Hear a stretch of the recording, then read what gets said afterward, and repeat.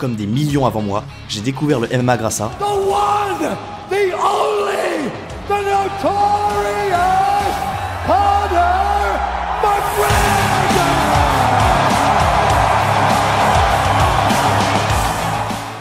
C'était en 2018. On voyait ce combat absolument partout. Conor McGregor contre un Russe, Khabib Nurmagomedov. La presse s'était ruée dessus, et l'engouement autour était tel que même moi, qui avait du mal avec ce sport où on peut frapper un adversaire à terre, s'était senti obligé de s'y intéresser de plus près. Ce combat détient aujourd'hui le record pour un combat de MMA de vente de pay-per-view, un système de paiement pour voir un événement en direct. Et c'est le 3e plus gros pay-per-view de l'histoire, tout sport confondu, tout ça grâce à ce gars, apparemment sorti de nulle part. 8 des 10 plus gros pay-per-view de l'histoire appartiennent à Conor McGregor. Et même si je détestais la manie insupportable de Conor d'insulter ses adversaires et son arrogance débordante, je ne pouvais pas m'empêcher d'être fasciné et de me demander pourquoi. Pourquoi ça marche? Pourquoi le monde entier connaît cet homme? Conor McGregor. J'ai commencé à chercher. L'histoire de son ascension étant absolument légendaire, ça n'a pas été difficile de voir par moi-même ce que les gens voyaient en cet Irlandais plus grand que nature. Le combattant de MMA le plus célèbre de l'histoire, Conor McGregor. Un jeune apprenti plombier qui devient, par la force du travail et de la détermination, un centimillionnaire, célèbre et adulé de tous. Il y a de quoi faire rêver. Sauf qu'après des recherches plus approfondies, j'ai découvert que l'histoire derrière n'est pas du tout celle qui est racontée dans les livres officiels. Entre les controverses, le génie sportif et médiatique d'un homme seul et les guerres de pouvoir entre géants pesant des milliards, la réalité est très différente. Laissez-moi donc vous raconter l'histoire de l'ascension légendaire de Conor McGregor. On va revenir au début. Enfant, il ressent le besoin de pouvoir se défendre et il pratique pour cela divers arts martiaux. Il commence par la boxe anglaise, puis découvre la lutte et le combat au sol, quelques années plus tard. Un jour, lui et quelques amis assistent à un événement de MMA organisé par l'UFC, la plus grande ligue de MMA au monde.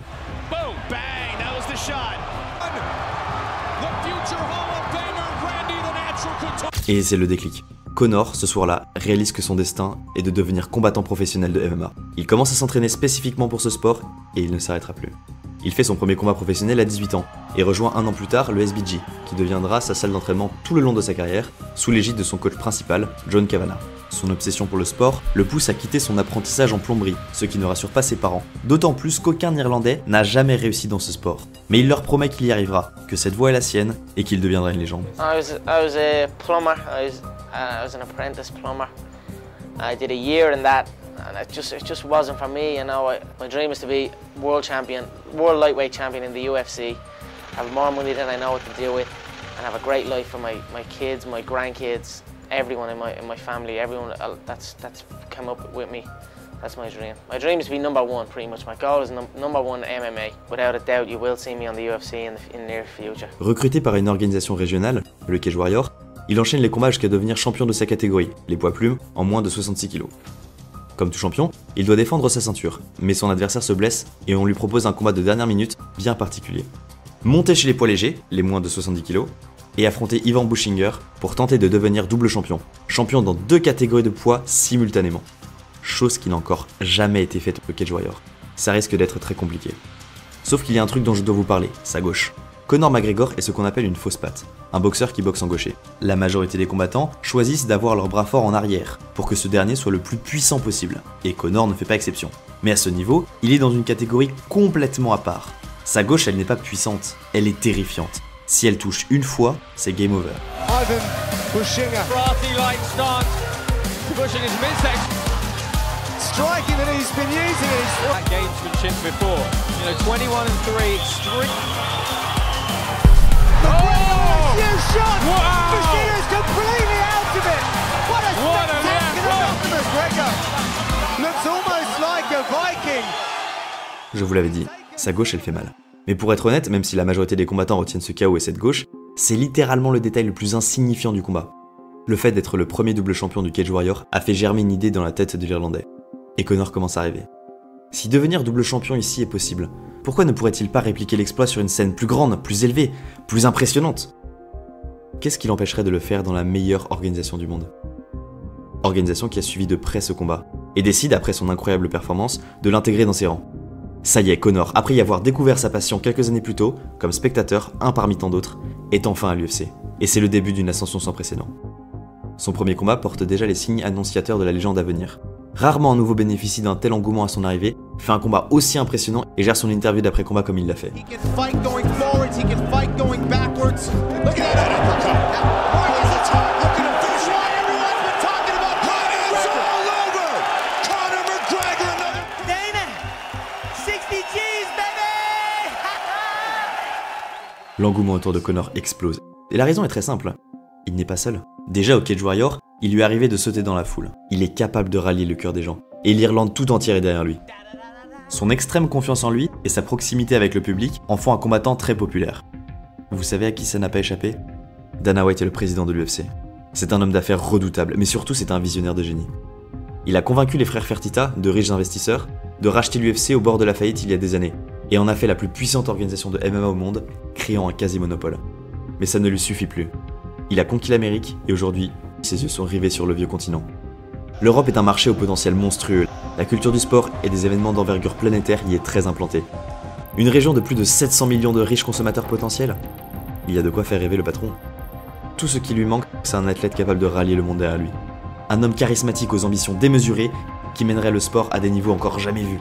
De toute façon, ce n'est pas comme si Conor avait le choix. Il vit actuellement des allocations sociales, et pour tenir sa promesse faite à ses parents, il n'y a juste pas de retour en arrière. S'il veut s'en sortir, il doit gagner à tout prix.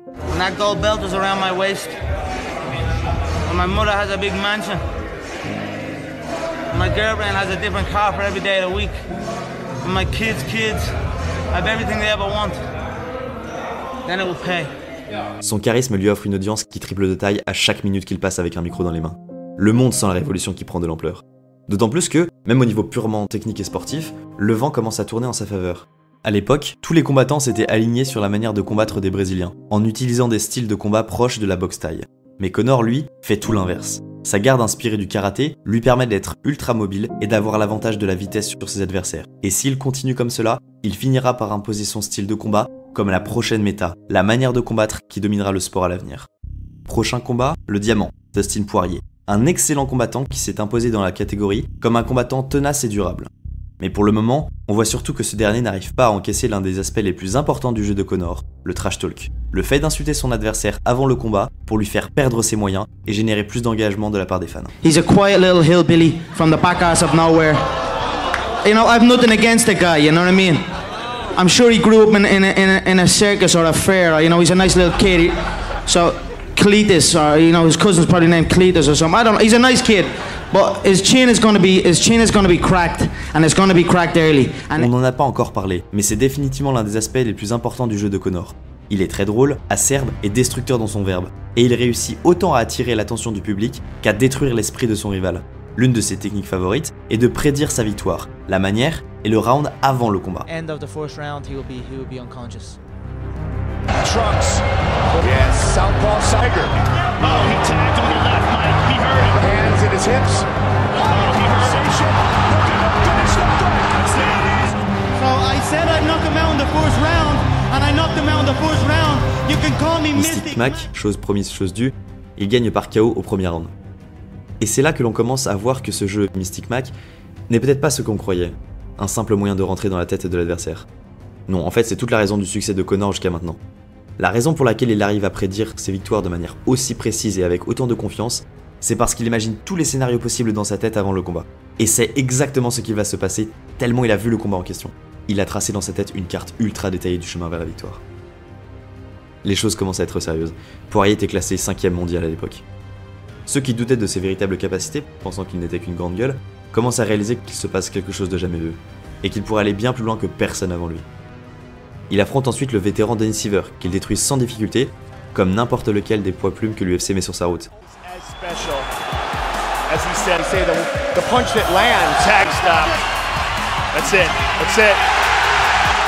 Et tout de suite après, il se jette hors de la cage, en direction d'un homme en particulier, qui suit son évolution avec intérêt depuis quelques temps. Si Conor commet un carnage dans la division des poids plumes récemment, cette dernière est dominée depuis des années d'une main de fer par son roi, un champion mythique à l'aura d'invincibilité encore plus grande que l'Irlandais. Mais ce dernier a bien l'intention de monter lui-même sur le trône. Et quand le Notorious le défie, le combat devient une évidence. Il est le prochain pour affronter le champion. Et la raison de cette évidence, c'est la même que sa confiance dans ses combats. Conor sait que, pour atteindre un objectif impossible, Il faut devenir la personne la plus obsédée qui soit. This is someone chasing their dreams is what inspires me. I don't know, just stick with it, you know what I mean? Keep doing what you're doing. It's gonna happen for you. You know what I mean? Et sacrifier son esprit pour servir sa vision. I've lost my mind doing this game, yeah? Like Vincent van Gogh. He dedicated his life to his art and lost his mind in the process. That's happened to me. I'll die a crazy old man. Son obsession lui sert de boussole, et la boussole lui a montré qu'il est l'heure pour le roi de passer sous le fil de la guillotine. Il est désormais temps d'aller provoquer le champion.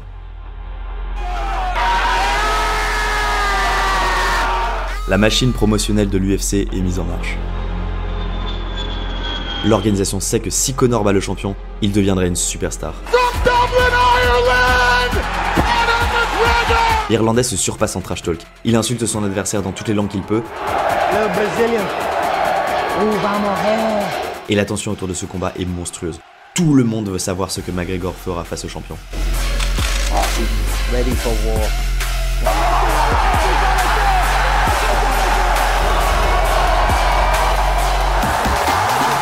Qui se blesse 3 semaines avant le combat? Annulé.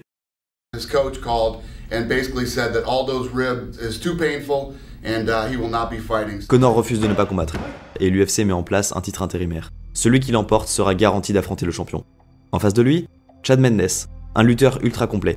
Le seul adversaire à avoir un peu résisté face au champion incontesté, mais ça n'empêche pas McGregor de prédire une boucherie. That brings us to Chad Mendes. Chad Mendes is now who you're going to fight. He can talk all he wants, but you know, face to face, man to man, they crumble and they break. So he will be no different. I've said it before, I don't feel boxing is the style of fighting that can beat Floyd. If we were to get it on, I would most certainly dismantle him also. On va rester sur le combat face à Mendes, mais retenez ce segment sur Mayweather, ça pourrait avoir de l'importance plus tard. Bref, l'un des points intéressants de ce que dit Conor, c'est que, mis à part les insultes habituelles, il n'annonce pas un combat facile. We will go out and shut him down wherever need be. I see him one or two exchanges, one or two scrambles and him having enough. Il reconnaît que Mendes pourrait l'amener au sol. Il est parfaitement lucide sur les risques du combat, mais sans douter une seule seconde de sa victoire. Et c'est peut-être plus important que vous pouvez l'imaginer. Sa manière de visualiser le combat implique également ce qui pourrait ne pas réussir pour lui, ce qui lui permet de faire les ajustements nécessaires pour l'emporter.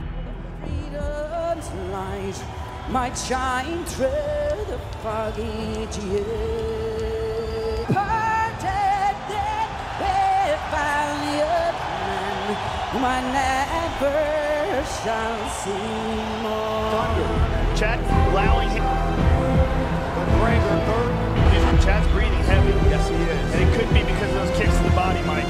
Can he get it? Lost it. Lost 10 seconds. Oh, he's out. Could he finish him here? Beautiful right hand. La stratégie que Conor a utilisée est absolument brillante. Chad Mendes est un lutteur explosif, qui en plus n'a eu que 2 semaines d'entraînement. Son cardio était donc son plus gros point faible. C'est pour ça que Conor s'est acharné sur les chassés frontaux dans le ventre, des coups très fatigants pour celui qui les reçoit. Et l'accumulation a fini par porter ses fruits. En forçant la lutte et en encaissant des coups au corps, Mendes n'avait plus rien en réserve à la fin du 2e round, et s'est fait finir par cette gauche légendaire. Maintenant, son prochain combat s'annonce bien plus corsé. On a dit qu'il devait affronter le champion et il est temps qu'on parle de lui. À l'époque, le combattant au sommet du sport, c'est lui. Il n'a pas perdu depuis plus de 10 ans, est champion du monde depuis 7, et ne se contente pas de battre son opposition, il les pulvérise. Au point où certains combattants qu'il affronte finissent à l'hôpital incapables de marcher pendant des jours après le combat. Surnommé Scarface en raison d'une balafre sur la joue, le roi de Rio est le prochain adversaire de Conor. Vous le connaissez peut-être sous le nom de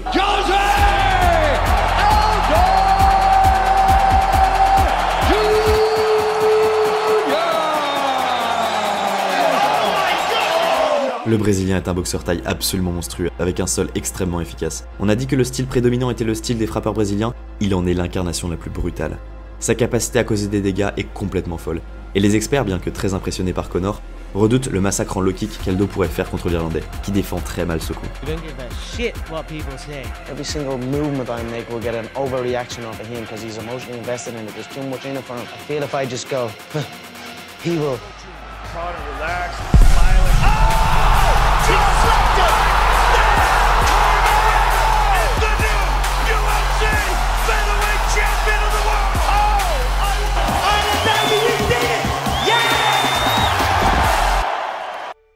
La pression que Conor avait mise sur Aldo a fini par le briser. Mais pas que. La visualisation de Conor n'a jamais été aussi apparente que sur cet extrait, quelques heures avant de devenir champion. Étape suivante, devenir le premier double champion de l'histoire de l'UFC. Et il n'attend pas. À la seconde où Aldo demande un peu plus de temps pour se préparer pour la revanche, il se lance à la conquête de la division de dessus, les poids légers. Si vous ne connaissez pas bien l'UFC, vous ne vous rendez sûrement pas compte de la difficulté de la tâche. La catégorie des poids légers est la catégorie la plus dangereuse du sport. Le numéro 15 dans cette division a le même niveau technique que le champion poids lourd. Chaque combattant est une machine à tuer, qui a le malheur de se trouver dans la division la plus peuplée. Et par conséquent, chaque erreur est punie par une défaite. Il faut être absolument irréprochable pour y arriver. Et encore, vous pouvez ne pas faire le moindre faux pas, mais quand même prendre un adversaire encore plus extraordinaire que vous et perdre brutalement. À l'image de cette catégorie, le champion, Rafael dos Anjos, un combattant très complet extrêmement dangereux. Dana White accepte pour la première fois de laisser un champion en titre monter d'une catégorie et tenter l'aventure du double champion. Le combat est organisé. Malheureusement, à quelques jours du combat, dos Anjos se blesse et l'UFC trouve comme solution de mettre Nate Diaz en remplacement. Nate Diaz est un bon combattant, doué au sol et horriblement dur à mettre KO, en partie grâce à sa boxe anglaise, mais surtout le gars a une tête en pierre. Et même s'il n'a jamais réussi à réellement rentrer dans l'élite, il doit être pris au sérieux, particulièrement depuis que l'on sait que Nate, prévenu à la dernière minute, ne peut pas faire le poids en catégorie légère, et le combat aura donc lieu en poids welter, en moins de 77 kg.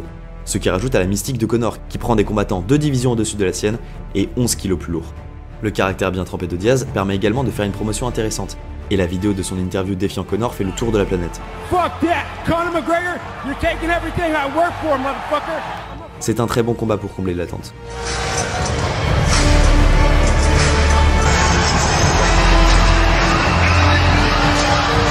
Entering the octagon, ready.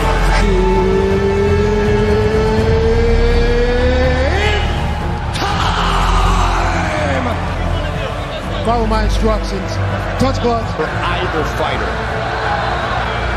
Nate training for the triathlon Joe mentioned. Nate Diaz making up some ground here in the second round. He got him with the good one there. He caught him again with the right hook. And another left. And again with the combination. And Conor looks for the takedown. That's it. He's got the shot. Nate Diaz. He's done it. It is all over. Oh my goodness. Alors ça, c'était pas prévu. Tout le plan vient de s'effondrer.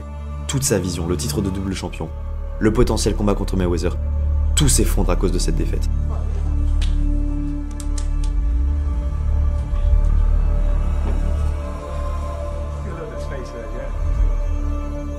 Il ne reste qu'un moyen pour Conor pour rattraper le coup. Prendre sa revanche et prouver que ce n'était qu'un faux pas. Le combat pour le titre des légers est relégué loin derrière ce nouvel objectif principal, parce que s'il n'y arrive pas, c'est la fin. Tout le monde se met sur le pied de guerre. On analyse, on revoit et revoit le combat. Aucun détail ne doit être laissé au hasard. Problème numéro 1, le cardio. Si McGregor a commis l'erreur fatale d'amener le combat au sol, c'était parce qu'il n'avait plus les réserves nécessaires pour tenir la cadence effrénée de l'Américain debout. Conor décide donc d'oublier tous ses coups de pied, certes flamboyants, mais beaucoup trop gourmands en énergie.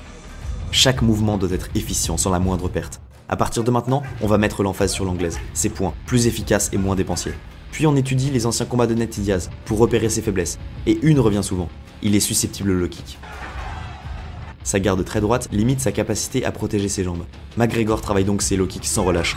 Le jour du combat, Diaz perdra sa capacité à marcher dès le premier round. Enfin, c'est au niveau de la mentalité que l'Irlandais va devoir jouer sa carte maîtresse. Sa capacité à prédire le futur lui donne une aura extraordinaire dans la victoire. Mais quand tout ne se passe pas comme prévu, il se fait surprendre par la résistance, s'effondre et abandonne trop vite. Cette fois-ci, ce n'est plus acceptable. Pour ça, il ne visualise plus un chaos facile, mais il se prépare à une guerre. Un combat ultra violent, sur 25 minutes, où Nate Diaz ne tomberait pas facilement.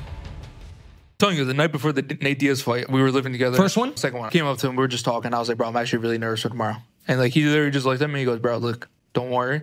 Stop being nervous. I'm gonna kill him tomorrow. I'm gonna play with him, I promise you. And he just walked away. Bro, he deals with pressure like no one ever. It's crazy, bro.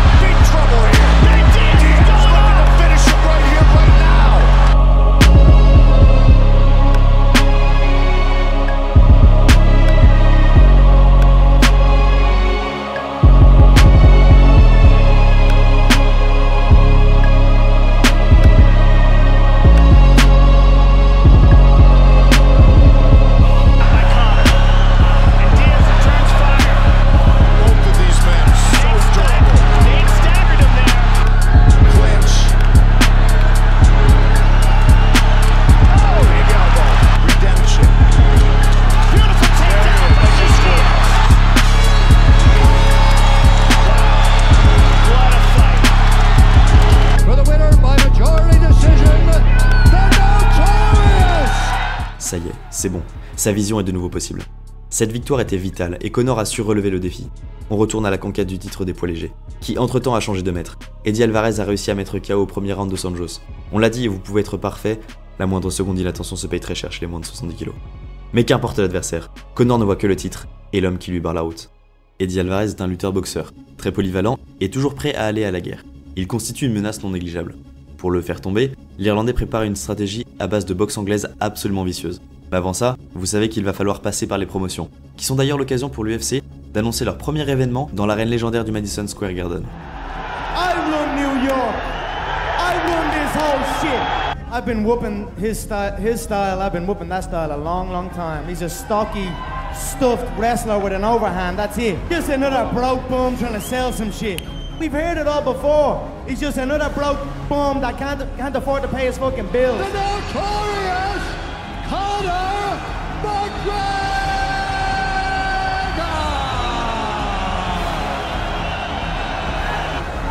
First time at 155 since 2012. Can he finish it there?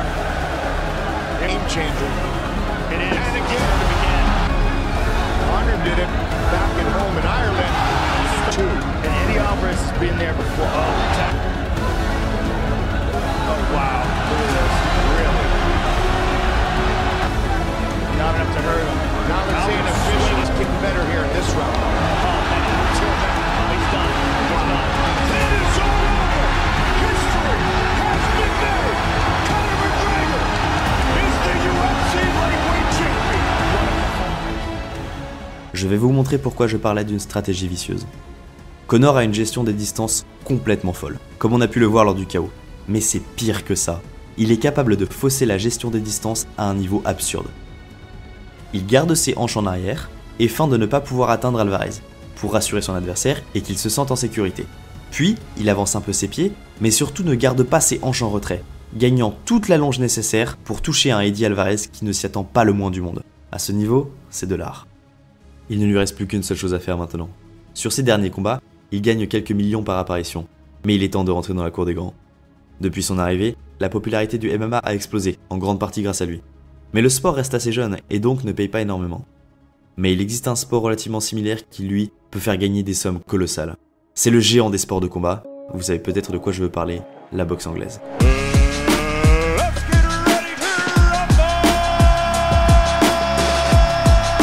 Sport ancien, corrompu au possible et capable de générer des quantités démesurées d'argent, Conor sait que, s'il veut un jour rentrer dans la catégorie des centimillionnaires et devenir la légende qu'il rêve d'être, il doit passer par ce sport. Et pas pour n'importe quel combat. Floyd Money Mayweather est, à défaut d'être le plus grand boxeur de tous les temps, une légende doublée d'un homme d'affaires de génie. Fils de Floyd Mayweather Sr., il a commencé la boxe avant de savoir marcher, et fait la carrière parfaite. Son palmarès affiche un bilan de 49 victoires pour 0 défaite. Il a su prendre les combats qu'il fallait, et sa capacité à promouvoir ses apparitions sur le ring a fait de lui le boxeur le plus riche de l'histoire. Et il sait lui aussi qu'un combat contre McGregor serait extraordinairement profitable. S'engage alors l'un des plus grands tours de force de l'histoire des sports, puisqu'il s'agirait de faire sortir un boxeur de sa retraite pour le faire affronter, en boxe anglaise, le seul double champion de l'histoire de l'UFC, le tout sachant que l'UFC est célèbre pour refuser catégoriquement les combats en dehors de leur organisation. Déjà en MMA c'est impossible, alors à travers des sports différents... Sauf qu'il ne s'agit plus d'un simple combat, et Dana White l'a très bien compris. Ce combat, c'est le moyen de faire découvrir le MMA à toute la communauté de la boxe anglaise. Une communauté fatiguée par les champions qui s'évitent et ne combattent jamais entre les meilleurs. Par la corruption qui certes fait gagner des millions à ses stars, mais paye aux lance-pierres les petits combattants, tout en les utilisant pour gonfler le palmarès des premiers. Et par la perte de vitesse du noble art qui meurt lentement mais sûrement. Ses fans vont découvrir un sport jeune, aux gros événements sportifs réguliers, au sein d'un quasi-monopole qui garantit que les meilleurs affrontent les meilleurs, et à l'ambiance générale bien plus évoluée que leur sport vieillissant. Dana White ne voit pas un événement qu'il co-organise, il voit un braquage, dans lequel il pourrait utiliser la force de frappe de ses partenaires pour les abattre en fin de partie. Conor ferait plus d'une centaine de millions, Floyd également, en plus de pouvoir potentiellement étendre son palmarès à 50 victoires pour 0 défaite. Et Dana mettrait le premier coup de couteau dans le cœur de la boxe anglaise, sous couvert de gracieusement laisser son champion aller boxer une légende. Au final, le seul perdant, c'est la boxe anglaise, qui accepte sans le savoir un cheval de Troie, ouvrant ses portes à l'impitoyable patron de l'UFC. S'ensuit alors la plus grande campagne promotionnelle qu'on ait jamais vue. All right, let's get this show started! This is my first time in a boxing ring. And in 6 weeks, I run boxing.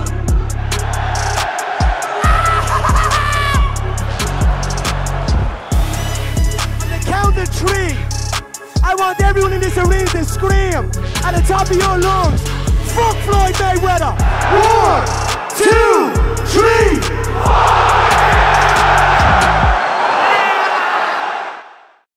Bon, maintenant, il faut que je vous dise quelque chose avant ce combat. Ce n'est pas ce que vous croyez. Le combat, ce n'est pas le Notorious Conor McGregor contre Money Mayweather. Ce combat, c'est l'histoire de Conor, un Irlandais qui avait promis à ses parents que quitter son apprentissage était le bon choix et qu'il deviendrait une légende. C'est l'histoire d'un homme qui avait des rêves impossibles et qui va commettre l'irréparable et les atteindre. Il ne lui manquait que le combat contre Mayweather sur sa liste, mais il n'a jamais eu l'intention de gagner. Quand Conor rentrera dans ce ring, il le sait, c'est pour perdre. Certainement pas pour abandonner le combat, non, mais la raison pour laquelle la visualisation a aussi bien marché avant, c'est parce qu'il ne s'est jamais menti envers lui-même. Et cette fois ne change pas. Il le sait, il l'a vu, il ne peut pas gagner. Malgré tout son talent, ce n'est pas son niveau de boxe anglaise qui pourrait rivaliser avec celui de Floyd, l'un des plus grands boxeurs de l'histoire. Alors Conor, en demandant ce combat, savait qu'il allait perdre. Il sait que pour accomplir ses rêves, il va devoir passer par une défaite.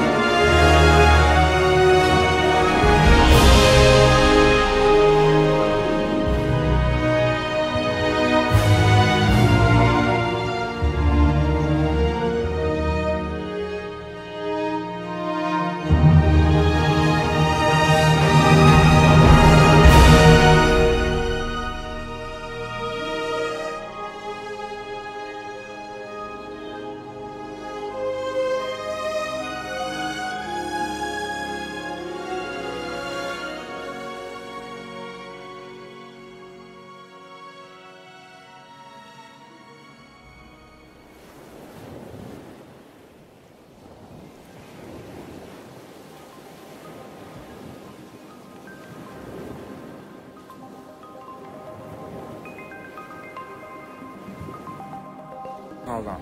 Let me show you what this is, yeah? What's this? Tell me what it is. This is the McGregor family crown, Sam. This is the McGregor family crest. Look at it. Look at it. It's a king's, or it's a lion's head with a crown on it. Because you are a king, champ. We are kings, yeah? That's anyone that says that. Conor a gagné. Il a certes perdu le combat, mais il a tout gagné. Le combat contre Mayweather est le deuxième plus gros pay-per-view de tous les temps, tous sports confondus. Et la publicité monstre que tout le battage médiatique qu'il a engendré lui a permis de faire la promotion de sa nouvelle marque de whisky, Proper 12, qu'il revend quelques années plus tard pour plus d'un demi-milliard de dollars. L'UFC n'est pas en reste, et en 2016, année du combat avec Mayweather, sa société mère Zuffa est revendue au magnat d'Hollywood Harry Emanuel. C'est une victoire totale. Tous ses rêves se sont réalisés, même les plus fous. Il est riche, célèbre, a conquis tous ses objectifs. Il a atteint son or. Et vous savez ce qu'il se passe quand une boussole atteint le nord? C'est vraiment la descente aux enfers. Là, on a vraiment l'impression que Conor McGregor perd pied.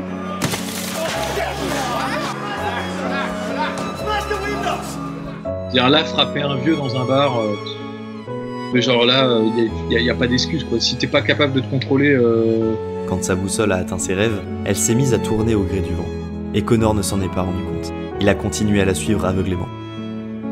Et parmi les troubles induits par la cocaïne, essentiellement des phénomènes d'intoxication, des confusions liées à l'intoxication, des troubles psychotiques, des troubles de l'humeur et des troubles anxieux. Les mouvements stéréotypés, les mouvements de recherche de produits, dont là aussi Laurent Carrière vous a parlé. Le pire, c'est que Mystic Mac l'avait prédit. I've lost my mind doing this game, yeah? Like Vincent van Gogh. I'll die a crazy old man. Je veux redevenir moi-même et pas une espèce de copie de Conor McGregor. Dans l'histoire de Conor McGregor, le vainqueur, ce ne serait simplement pas lui.